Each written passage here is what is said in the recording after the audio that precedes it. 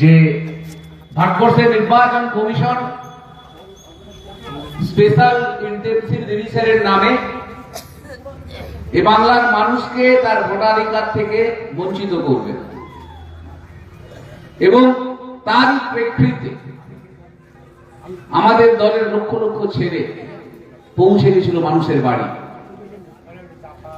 আজকে যার ফলে 1.5 কোটি টার্গেট দিয়েছিল বিজেপির নেতারা যে 1.5 কোটি লোককে তার ভোটাধিকার থেকে বঞ্চিত করা হবে এবং ভোট যাতে দিতে না পারে এই বাঙালিটিকে বাংলা ছাড়া করতে হবে। কিন্তু সাধারণ মানুষের সহযোগিতা এবং আমাদের ছেলেদের নিরলস প্রচেষ্টার ফলে আজকে বিজেপি যে এশিয়াটা পশ্চিমবাংলার মানুষের বলে চাপিয়ে দিয়েছে সেখানে তারা আজকের দিনে দাঁড়িয়ে বিশেষ সুবিধা করতে পারেনি। কেন পারেনি?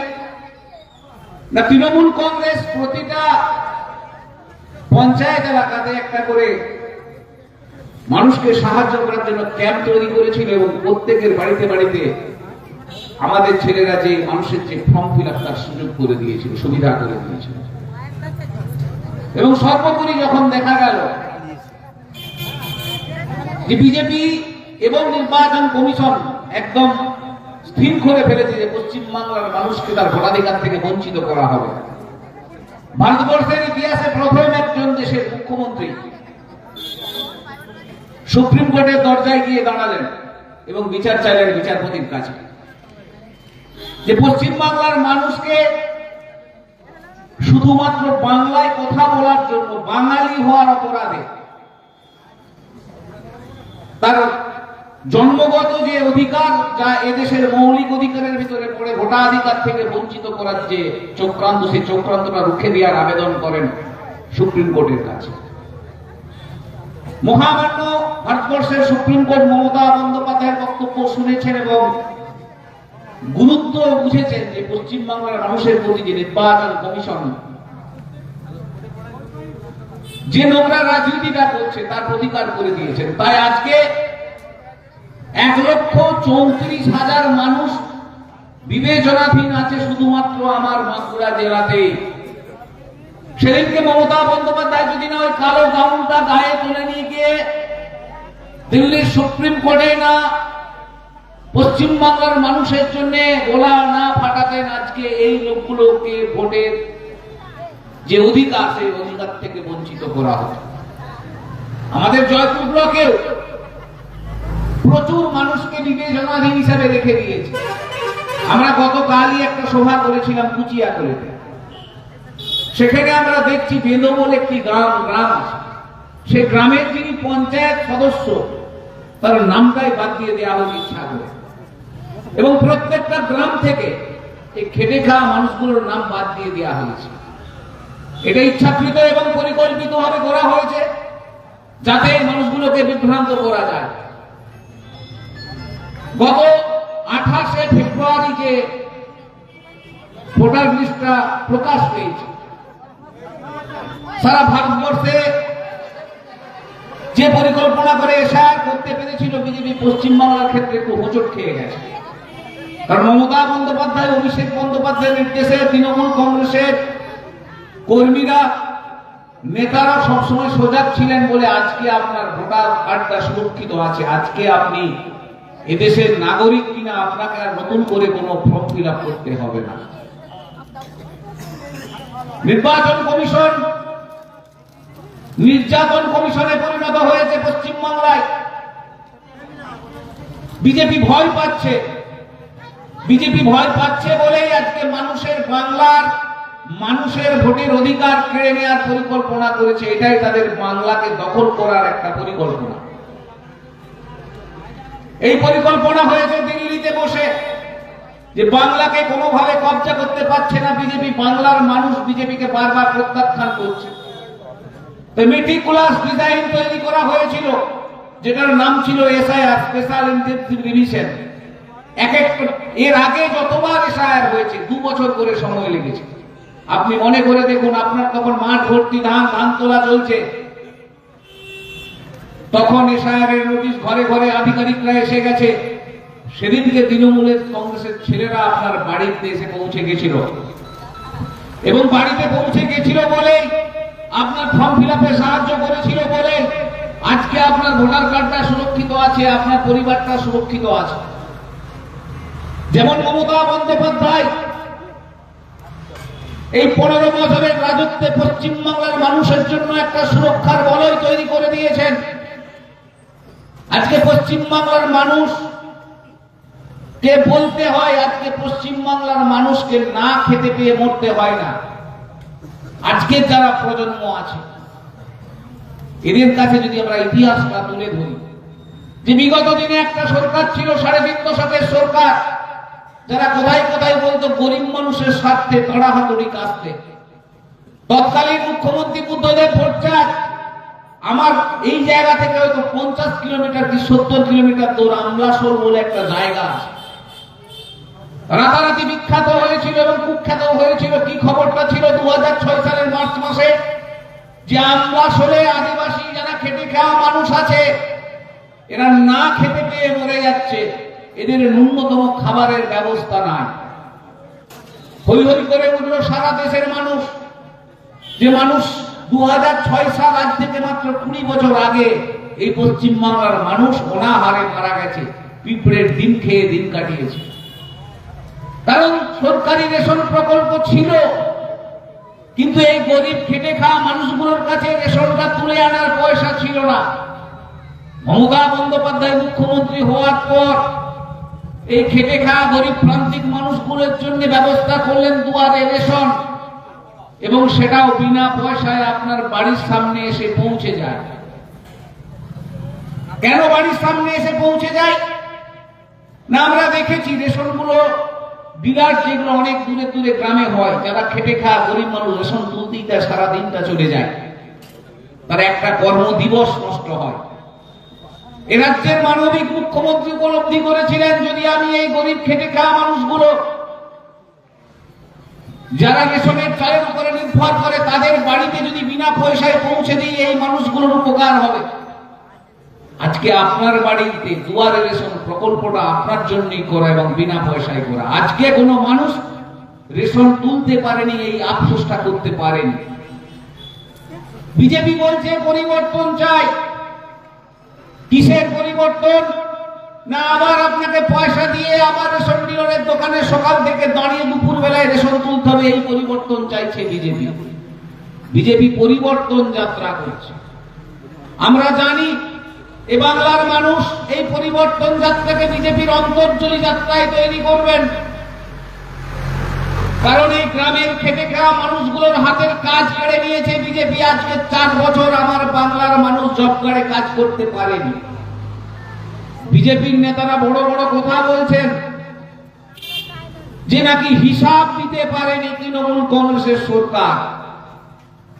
আমার কাছে যে মায়েরা বসে আছে, যারা আমাকে শুনতে পাচ্ছেন, তাদের উদ্দেশ্যে বলছি, আপনি জব কার্ডে কাজ করতে গেছেন, আপনার ঝুড়ি, আপনার কোদাল, আপনি শ্রম করেছেন, আপনি ঘাম ঝরিয়েছেন, আপনি জানেন কদিন আপনি কাজ করেছেন, সেই হিসাবটাই দেওয়া আছে। কিন্তু বিজেপি মানছে না। বিজেপি বলছে এরা চুরি করেছে। কাদেরকে বলছে না? বাংলার খেটে খাওয়া শ্রমজীবী প্রান্তিক মানুষগুলোকে, যারা বছরে 100টা দিন জব কার্ডের কাজ করতে পারত, তাদেরকে এরা চোর বলছে। আপনারা তো কাজ করেছেন তাই পয়সা পেয়েছেন, যারা আমার দেশের, আমার রাজ্যের যারা জব কার্ডধারী আছেন।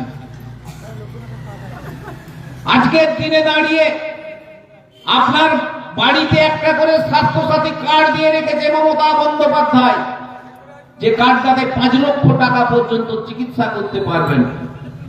আজকে বিজেপি বলছে যে পরিবর্তন চাই।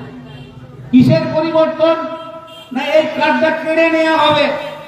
আয়ুষ্মান নাকি একটা কার্ড আছে, যে কার্ডটা পেতে গেলে আপনাকে ভিখারি ছাড়া সেই কার্ডটা কেউ পাবে না, যে ভূমিহীন কর্মহীন ছাড়া কোনো মানুষ সেই কার্ডটা নিতে পারে না।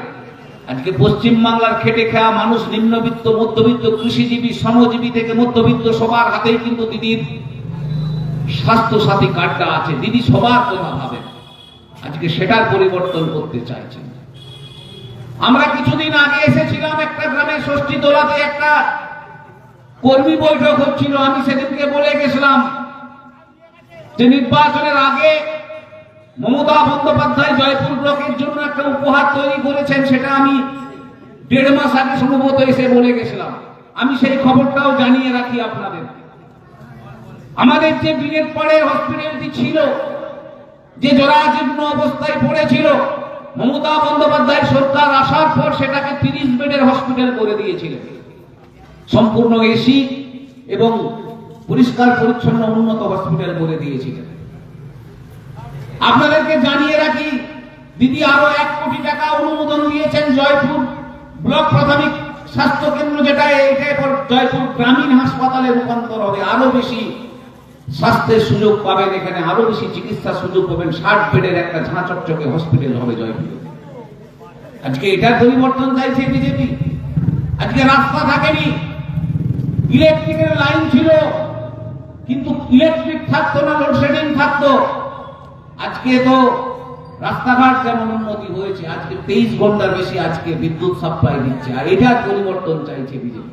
বিজেপি পরিবর্তন চাইছে আপনার ছেলের মিড ডে মিলের ভাতের থালার দিকে তাকিয়ে পরিবর্তন চাইছে। বিহারে ডাবল ইঞ্জিন সরকার চলছে তথাকথিত। কিছুদিন আগে দেশের সমস্ত সংবাদপত্রে প্রকাশ হলো, বিহারে বাচ্চাদেরকে খাবারে শুধু ভাত এবং নুন ছড়িয়ে দেওয়া হচ্ছে। আপনার বাড়ির বাচ্চা যারা স্কুলে পড়ে তাদেরকে জিজ্ঞাসা করুন, পশ্চিমবাংলার মিড ডে মিলের ব্যবস্থাতে মাংস দেয়া হয়, ডিম দেয়া হয় এবং সবজি দেয়া হয়, ডাল দেয়া হয়। আজকে কারা পরিবর্তন চাইছে? কারা বলছে ডাবল ইঞ্জিন সরকার? কারা আপনার বাচ্চার খাবারের থালা কেড়ে নিতে চাইছে? এই বিজেপি চাইছে। এটা আমার কথা নয়, আপনারা সবাই শিক্ষিত সচেতন মানুষ। আমি যে বক্তব্য দিয়ে যাচ্ছি আপনারা পরে মিলিয়ে দেখে নিতে পারেন কোথাও কোনো আমি একটা মিথ্যাচার করছি কিনা। কারণ আমরা যে দলটা করি, সেই সর্বভারতীয় তৃণমূল কংগ্রেসের সর্বময় নেত্রী, রাজ্যের মুখ্যমন্ত্রী মমতা বন্দ্যোপাধ্যায় পশ্চিমবাংলার মানুষের জন্য বিগত দিনে 94টা প্রকল্প দিয়েছিলেন। এবছর আরো 2টো নতুন প্রকল্প যুক্ত হলো। একটা হলো যুব সাথী, আর ভূমিহীন কৃষকদের জন্য কৃষক বন্ধু। যারা এক সময় বলতো যে গামছাটার পুঁজি আমাদের, সকাল থেকে বেরিয়ে যায়, 3টের সময় বাড়ি আসি, খেটে খাওয়া ছাড়া উপায় নাই। আজকে যাদের কথা ভারতবর্ষের কোন সরকার, কোন কেন্দ্রীয় সরকার, কোন প্রাদেশিক সরকার কখনো ভাবেনি যে ভূমিহীন মানুষগুলো যারা লোকের বাড়িতে কাজ করে খায়, এদের জন্য কি হবে। এদের জন্য মমতা বন্দ্যোপাধ্যায় বার্ষিক সাম্মানিকের ব্যবস্থা করে দিলেন এবছর। এরা এটার পরিবর্তন চায়, এটার পরিবর্তন চায় বিজেপি। আপনার যে স্কুলের বাচ্চাটিকে সাইকেল তুলে দেয়া হচ্ছে, যে বাচ্চার স্কুলে যাওয়ার জন্য ব্যাগ, স্কুলের বই, খাতা এবং পেন্সিল পর্যন্ত যেখানে সরকার দিচ্ছে, আজকে এটার পরিবর্তন চাই। পশ্চিমবাংলা ছাড়া ভারতবর্ষের কোন রাজ্যে এত সরকারি সুযোগ কোন মানুষ পায়নি। আজকে যারা বলছে শিল্প শিল্প শিল্প, এই শিল্প দিকে জিজ্ঞাসা করুন, পশ্চিমবঙ্গ ক্ষুদ্র এবং মাঝারি শিল্পে ভারতবর্ষের 1 নম্বর জায়গাতে আছে। পশ্চিমবাংলার মানুষ, জনবসতি পশ্চিমবাংলার অত্যন্ত বেশি এবং উর্বর কৃষিজমির জন্য বৃহৎ শিল্প আমাদের এখানে অনেক কম হয়, কিন্তু ক্ষুদ্র এবং মাঝারি শিল্পে আমরা 1 নম্বর ভারতবর্ষের। আজকে যারা শিল্প করে চিৎকার করছে, যারা বলছে নাকি বিহারের মতো উন্নতি, আজকে শুধুমাত্র পশ্চিমবাংলায় 1,20,00,000 বিহারের মানুষ এসে করে কমে খাচ্ছেন, ব্যবসা করছেন, চাকরি করছেন, অন্যান্য কাজ করে খাচ্ছেন। আজকে এরা বাঙালির বিরোধী একটা দল। আজকে উত্তরপ্রদেশ, বিহার হোক, উড়িষ্যা হোক, সমস্ত শ্রেণীর মানুষকে পশ্চিমবাংলায় দেখবেন আছে। আজকে আপনি খড়গপুর চলে যান, দক্ষিণ ভারতের লোক থেকে শুরু করে উত্তরপ্রদেশের লোক, বিহারের লোক, আসানসোল চলে যান, বিহারের লোক, কলকাতা, হাওড়া, সব বিহার, উত্তরপ্রদেশের লোক। আজকে এরা আমাদেরকে শিক্ষা দিচ্ছে, এরা বলছে নাকি ওদের মতো উন্নতি করবে। এদের উন্নতি কোনো ব্যাপার নয়। এরা কি চাই না, পশ্চিমবাংলাকে দখল করতে হবে। পশ্চিমবাংলার যে সাংস্কৃতিক ঐতিহ্য আছে, সেই ঐতিহ্যকে মাটিতে মিশিয়ে দিতে হবে। যে অসাম্প্রদায়িক চেতনা নিয়ে এই বাঙালি যুগে যুগে বাস করছে, সেটাকে ধ্বংস করে দিতে হবে। এদের কাছে কোনো আর রাজনৈতিক ইস্যু নাই। এরা এক সময় বলল লক্ষ্মীর ভান্ডার ভিক্ষা মমতা বন্দ্যোপাধ্যায় ভিক্ষা দিচ্ছেন। এখন দেখছি বিজেপির নেতারা এখানে সেখানে বলছেন আমরা যদি ক্ষমতায় আসি আমরা এটা লক্ষ্মীর ভান্ডারটাকে অন্নপূর্ণা ভান্ডার করে 3000 করে দেব। তো আমি একটা কথা বলে রাখি, কিছুদিন আগে দিল্লিতে ভোট হলো, মধ্যপ্রদেশে ভোট হলো, একই প্রকল্প ঘোষণা করেছিল বিজেপি, মহিলা সমৃদ্ধি যোজনা আর লাডলি বেহেনা যোজনা, যেখানে প্রতিশ্রুতি দেওয়া হয়েছিল যে 3000 করে টাকা দেওয়া হবে। সরকার গঠন হওয়ার পর এরা বলল না, আমরা সব মানুষকে দিতে পারবো না, শুধুমাত্র দারিদ্র সীমার নিচে বসবাসকারী মানুষদেরকে দিতে পারবো। তাও মানুষ মেনে নিল, কিন্তু দারিদ্র সীমার নিচে বসবাসকারীর সার্টিফিকেটটা কোন পঞ্চায়েত কোন ব্লক ইস্যু করে দিল না। এই প্রকল্পগুলো বন্ধ হয়ে গেল শুধু রাগেতে। আজকে পশ্চিমবাংলাতেও তাই করবে এরা যদি ক্ষমতায় আসে। কিন্তু পশ্চিমবাংলায় বিজেপির কোনো আশা নাই, কোনো আশা পশ্চিমবাংলায় নাই। আমি শুধু একটা কথা বলে রাখবো, যদি বিজেপির কোন নেতৃত্ব আমার কথা শুনছেন ভালো করে শুনে রাখুন, আপনাদের যে দূর অভিসন্ধি ছিল যে এলাকার মানুষকে ভোট দিতে দেব না, সেরকম মানুষকে আমরা সংগঠিত করছি, কিন্তু আস্তে আস্তে যাদের নাম বিবেচনাধীন অবস্থায় ঝুলে আছে। যদি আমার এই বাংলার এই ময়নাপুর, হেতিয়া, কুচিয়াকোল, জগন্নাথপুর, সলদা, শ্যামনগরের লোক ভোট যদি না দিতে পারে এলাকার বাসিন্দা হয়েও, একটি বিজেপির নেতাকে আমরা কিন্তু বাড়ি থেকে বেরোতে দেব না বন্ধু। একটি নেতাকেও আমরা বেরোতে দেব না, কৈফিয়ত দিতে হবে। পরিষ্কার কথা, লাউড এবং ক্লিয়ার বলে গেলাম আজকে দাঁড়িয়ে, জয়পুর ব্লকের কোন মানুষ যদি তার ভোটাধিকার থেকে বঞ্চিত হয়, বিজেপির একটি লোককে পতাকা লাগাতেও দেব না, একটি লোককে ভোটে বেরোতে আমরা দেব না। পরিষ্কার কথা, কারণ এই সমস্ত চক্রান্তটা বিজেপি করেছে নির্বাচন কমিশনকে সামনে রেখে। আমরা কিন্তু 1 ইঞ্চি জমি কাউকে ছেড়ে দেব না, 1 ইঞ্চি জমি ছেড়ে দেব না। যারা এই এলাকার মানুষের শান্তি শৃঙ্খলাকে নষ্ট করতে চায়, যারা এলাকায় মাতাল রাজত্ব কায়েম করতে চায়, তাদের উদ্দেশ্যে বলে রাখছি, কথা পরিষ্কার, কৈফিয়ত তোমাদের কাছেই আমরা নেব। কারণ আমরা দেখেছি প্রচুর ভুয়ো 7 নম্বর ফর্ম ভরে দেওয়া হয়েছে, বিভিন্ন বেনামি ভাবে মৃত ভোটার বলে দেওয়া হয়েছে, এবং সেগুলোকে গ্রহণ করেছে নির্বাচন কমিশন। আজকে জীবন্ত লোক ছুটে বেড়াচ্ছে নিজেকে প্রমাণ করার জন্য যে আমি মরে যাইনি। সবই বিজেপি করেছে। বিজেপির নেতারা এটা করে যদি ভাবে ভোটে জিতবো, ভোটে জেতা তো দূরের কথা, ভোটে নামতে দেবো নি, আমরা জয়পুরে নামতে দেবো না। আমরা গণতান্ত্রিক প্রক্রিয়ার মাধ্যমে আজকে রাজনৈতিক ক্ষমতা দখল করেছি। অনেকের মনে হতে পারে আমি হুমকি দিচ্ছি, হুমকি দেওয়া নয়। 17,000 জয়পুরের মানুষকে ডেকেছিল এই নির্বাচন কমিশনের মাইক্রো অবজারভার।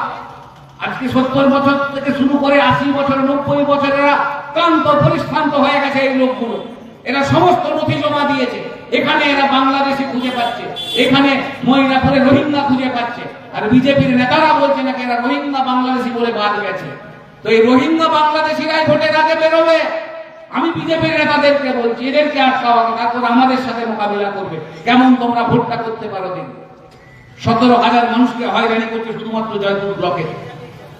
এত লোকের নাম বিচারাধীন অবস্থায় রেখে দেওয়া হয়েছে, আর এরা আদেও কি ভোট দিতে পারবে এটা নিয়েও আমাদের সন্দেহ আছে। যদি মানুষের ভোটাধিকার তোমরা কেড়ে নাও, মানুষ তোমার রাজনীতি করার অধিকারটা কেড়ে নেবে, এই কথাটা আমরা পরিষ্কার ভাবে বলে দিলাম। যারা মানুষের ভোটাধিকারে বিশ্বাস করে না, তাদের আমরা রাজনৈতিক ভাবে আমরা প্রতিপক্ষই মনে করি না, তাদেরকে আমরা দুষ্কৃতী মনে করি।